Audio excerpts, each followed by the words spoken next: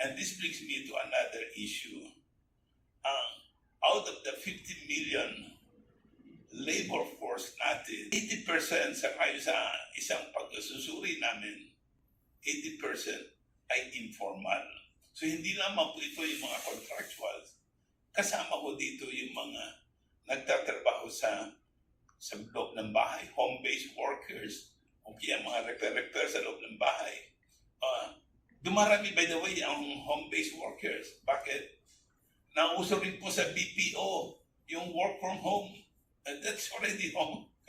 At tapos, dumarami rin ho yung tinatawag. Because of this technology, dumarami yung mga ang ginagamit kung ano-ano mga algorithm. Hindi malaman sino ang employer.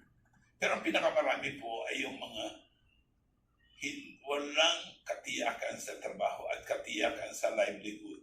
So, mga street vendors, yung mga maliliit na sari-sari stores, nariyan din po yung mga kamote miners, nagbubungka sa side ng bundok, naghahanap ng ginto, katulad sa Mount Diwalwal sa Davao, o kaya nag-gogol panning, o kasama rin po yung coastal small fishermen folk, maliliit po yan, all over the country.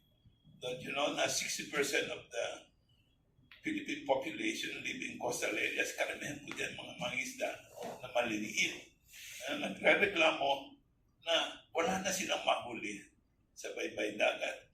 Kasama rin po dyan yung isang grupo ng manggagawa sa agriculture na kung tawagin, agricultural workers, walang saka, walang lupa, pero nakikisaga. Pero kung minsan construction workers,